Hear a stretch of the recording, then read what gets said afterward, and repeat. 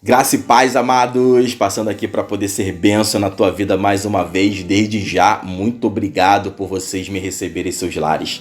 Através deste vídeo, para você que está chegando agora, muito prazer. Me chamo Pastor Tiago Matos e através deste canal eu quero ser bênção na tua vida.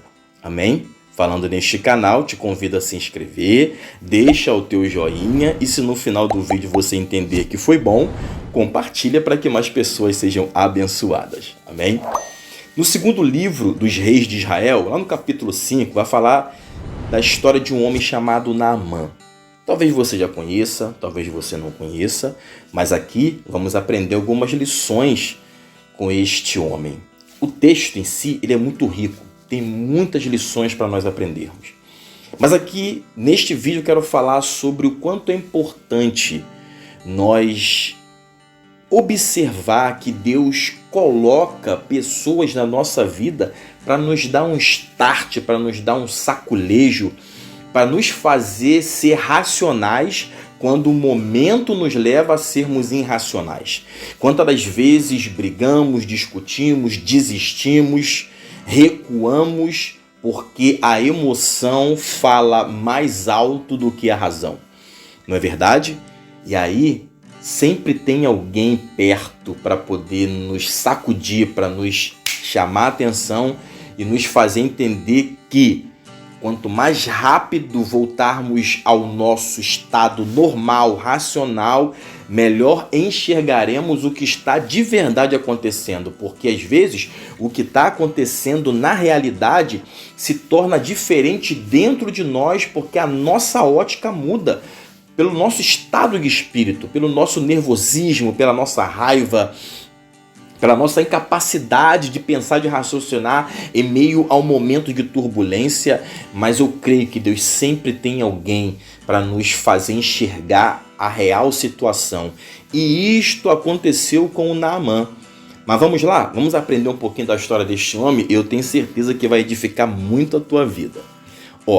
No versículo 1 do capítulo 5, vai falar um pouquinho de quem ele era.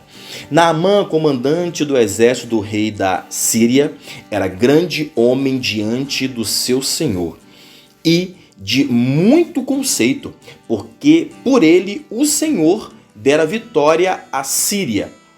Era ele herói de guerra, porém leproso. Então aqui o capítulo já mostra como Naamã era alguém importante, conceituado, respeitado, diferenciado. E mesmo sendo de uma nação diferente de Israel, nós acabamos de ler que o Senhor deu vitória à Síria através da capacidade que Naamã tinha diante do exército. Mas isso tudo começou a ficar só na história, porque como encerra o versículo, eu vou repetir para você. Porém, leproso. Ele tinha muitas virtudes, muito conhecimento, capacitado, mas a partir do momento em que a doença, a enfermidade chega na sua carne, aquilo tudo estava ficando na história. Não valeria de mais nada para o presente, o futuro incerto. Por quê? Porque a lepra naquela época, ela forçava o cidadão, a cidadã a se isolar. Não poderia mais fazer parte de um convívio normal. E aí eu fico tentando imaginar como deveria estar no coração daquele homem, com uma história vasta, com um currículo invejável, agora tendo que ficar isolado. Mas no versículo 2 fala que saíram tropas da Síria e da terra de Israel, levaram cativa uma menina que ficou ao serviço da mulher de Naamã. Aqui começa a história do que eu falei na introdução sobre pessoas que nos ajudam a ser racionais quando o momento nos leva a nos tira o raciocínio e o entendimento de que pode ser mais lógico e real do que nós imaginamos. Uma situação aconteceu, a Síria pega algumas pessoas de Israel como escravos, como servos, e em meio a essas pessoas, uma jovem é levada para servir dentro da casa de Naamã, para ajudar sua esposa. E aqui está o detalhe, essa jovem não tinha nada a perder. Ela foi retirada da sua vida, ela foi retirada do seu conforto, ela foi retirada do seu habitat natural, ela foi retirada de tudo aquilo que ela construiu, ouviu ser construído ao seu redor, talvez no coração dela. O que vier pela frente, tanto faz, já não faz mais sentido a vida para mim mediante ao que me foi retirado. Mas, diferente de nós que talvez nos comportaríamos desta forma, ela foi usada por Deus para poder ajudar aquele homem. Olha só o versículo 3. Disse ela à sua senhora: tomara o meu senhor estivesse diante do profeta que está em Samaria. Ele o restauraria de sua lepra. Então foi Naamã e disse ao seu senhor: assim e assim falou a jovem que é da terra de Israel. Respondeu o rei da Síria: vai, anda, e enviarei uma carta ao rei de Israel. O rei de Israel nessa época aqui era Jorão. Era o segundo filho de Acabe, que já estava reinando sobre Israel. Ele partiu e levou consigo 10 talentos de prata, 6.000 ciclos de ouro e 10 vestes festivas.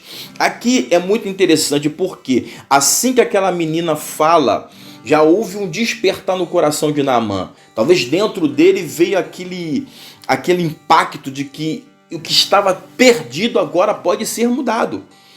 Porque houve fé no coração dele mediante as palavras da jovem. Poderia ser só umas palavras, poderia ser mentira, poderia ser algo de enganoso por ela estar no prejuízo, tendo sido retirada de sua família. Ela poderia estar blefando, falando qualquer coisa para poder enganar a quem tomou, mas não. Talvez tenha tido tanta segurança nas palavras daquela jovem que isso gerou fé no coração de Naamã. Ele creu. E aí foi até o seu rei, que naquela época quem reinava sobre a Síria era Ben-Hadad II. E aí o que ele faz? Ele envia uma carta a Jorão pedindo para que aquela situação fosse resolvida. Quando Jorão recebe a carta, ele fica aflito, ele fica desesperado. Acaso eu sou Deus ou eu sou alguém que possa curar um leproso? E o que vem na cabeça de Jorão? Eu tô achando que Ben-Hadad está querendo criar uma situação para começar uma guerra comigo, porque ele sabe que eu não vou conseguir atender o que ele está pedindo. Com isso vai vir uma nova guerra aí pela frente. E o rei ficou desesperado, rasgou suas vestes, começou a ficar como se de luto. Mas aí aquele furdunço todo faz com que a notícia chegue aos ouvidos de Eliseu. Eliseu chega para o rei e fala assim: o que está acontecendo, meu rei? Não, porque aconteceu isso. Ele: não, fica tranquilo. Manda ele vir até mim que eu vou resolver isso. E aí o que acontece? Naamã é direcionado até Eliseu. E aqui acontece mais um ponto importante. Tendo lido o rei de Israel a carta, rasgou as suas vestes e disse: acaso sou Deus com poder para tirar a vida ou dá-la? No versículo 8, ouvindo porém Eliseu, homem de Deus, que o rei de Israel rasgara suas vestes, mandou dizer ao rei: por que rasgaste tuas vestes? Deixa eu ver a mim, e saberá que há profeta em Israel. Veio, pois, Naamã com os seus cavalos e os seus carros e parou na porta da casa de Eliseu. Então Eliseu lhe mandou um mensageiro dizendo: vai, lava-te 7 vezes no Jordão, e a tua carne será restaurada e ficarás limpo. Tem um detalhe muito importante aqui nesse Rio Jordão que daqui a pouco eu vou compartilhar com vocês. Naamã, porém, muito se indignou e se foi dizendo: pensava eu que ele sairia ter comigo, por-se-ia de pé, invocaria o nome do Senhor, seu Deus, moveria a mão sobre o lugar da lepra e restauraria o leproso. Não são porventura Abana e Farfá, rios de Damasco, melhores do que todas as águas de Israel? Não poderia eu lavar-me neles e ficar limpo? E voltou-se e se foi com indignação. Olha que interessante. Ele ficou chateado, furioso, porque no entendimento dele, o profeta tinha que agir de certa forma. Mas quem estava precisando ali era ele. Ele precisava ser humilde, ele precisava renunciar um pouco para entender que quanto mais flexível ele fosse, melhor seria. Quem estava no prejuízo era ele. Quem estava decretado a morte por causa da lepra era ele. Não tinha nada a perder o profeta Eliseu. Mas, olha só que interessante. Então se chegaram a ele os seus oficiais e lhe disseram: meu pai, se te houvesse dito o profeta alguma coisa difícil, acaso não a farias? Quanto mais, já que apenas te disse: lava-te e ficarás limpo. Então desceu e mergulhou no Jordão 7 vezes, consoante a palavra do homem de Deus, e sua carne se tornou como a carne de uma criança e ficou limpo. Olha que fantástico! Não é à toa que o profeta enviou o Naamã para mergulhar no Jordão, porque o Rio Jordão era uma forma simbólica. Por quê? Porque o Rio Jordão fala sobre batismo, né? O Rio Jordão que nós vimos Josué atravessar aberto, que foi uma forma simbólica daquele povo que não morreu no deserto fosse batizado. O Rio Jordão que aqui fala o seguinte: aquele que desce. O significado do Rio Jordão significa Yarden no hebraico, aquele que desce. O rio da Palestina que corre desde as origens no Antilíbano até o Mar Morto. Sabe, quando fala aqui do Mar Morto, o que eu lembro? Lá de Ezequiel. Ezequiel 47 vai falar do rio que saiu debaixo dos umbrais e correu e foi até o Mar Morto, onde não havia vida, e começou a gerar vida. Sabe, o Rio Jordão, que tem poder para poder sarar, para poder curar profeticamente, ele está passando agora na tua casa, na tua vida, curando a tua história, aleluia.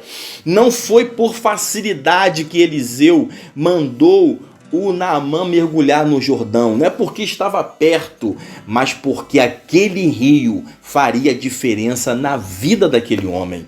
Olha que coisa fantástica. Não é sobre a quantidade de mergulhos, mas o quanto a história e os céus se revelam em detalhes na nossa vida e na tua vida. Aquele homem foi lá e mergulhou e foi curado. Por quê? Porque os seus servos insistiram. Naamã, quando escutou aquela palavra de Eliseu, o que ele fez? Ele virou as costas e foi embora. Ele foi embora. Aí os servos foram atrás dele. Não vai embora não, meu senhor. É o senhor que está precisando, por que o senhor vai embora? É só mergulhar. Lá a menina fez a notícia chegar que alguém poderia mudar a história dele. E ele foi. Quando chega aqui, já no rio, perto do rio, ele desiste porque queria que acontecesse segundo o seu querer, a sua vontade. Mas aí as pessoas intervêm mais uma vez para ele não executar erroneamente aquela atitude por grosseria, por dureza no coração. Então aqueles homens convencem ele a voltar. Já estamos aqui. Ele volta, mergulha e é curado. E ali ele vê o grande valor de Deus na vida de Eliseu e do quanto aquela orientação do Eliseu foi importante para mudar a história daquele homem. Sabe, isso enriquece o meu coração e me faz entender que Deus, ele tem cuidado de nós nos mínimos detalhes. O Rio Jordão, ele é profeticamente estratégico na história. E da mesma forma que Ezequiel viu aquele rio descendo e gerando vida por onde passou, e gerando vida no Mar Morto que não tinha condição de ter vida pela quantidade de sal, eu quero profetizar que esse rio vai entrar na tua casa pela tua fé no nome de Jesus e vai mudar a tua história, e vai sarar a tua vida, e vai sarar a tua carne. E mais importante, fique atento, por mais que nós sejamos irracionais em determinadas situações, porque o momento nos leva a isso, Deus vai colocar sempre alguém do nosso lado para nos trazer de novo para a realidade e nos incentivar a irmos na direção do que é certo, do que é correto. Não quero dizer que isso nunca vai acontecer, porque você e eu ainda falharemos, ainda tomaremos atitudes mediante ao momento complicado que estamos vivendo. Mas eu profetizo que nunca faltará pessoas do nosso lado para nos dizer o que temos que fazer de verdade. E se nós ouvirmos essas pessoas, colheremos frutos absurdos na nossa vida. Amém? Eu quero abençoar a tua história, a tua casa, a tua vida com esta palavra no nome de Jesus. Receba cura, receba restauração e eu tenho certeza que grandes coisas virão a partir desta palavra sobre a tua vida pelo poder da palavra do Senhor. A vida de Naamã já não tinha mais sentido nenhum. Da lepra para a morte era um pulo, até que uma pessoa que tinha tudo para não ser ajudadora entrou em sua vida, entrou em sua casa e mudou a sua história. E quando ele, irracional, movido pela raiva, não quis ir na direção do progresso, da sua cura, Deus colocou os seus ajudantes para despertá-lo. Assim será na tua vida e na minha vida também. Sempre terá alguém de Deus estrategicamente ao nosso lado para nos ajudar quando nos faltar força, quando nos faltar raciocínio mediante as lutas que estamos travando. Amém? Eu te abençoo com esta palavra, no nome de Jesus.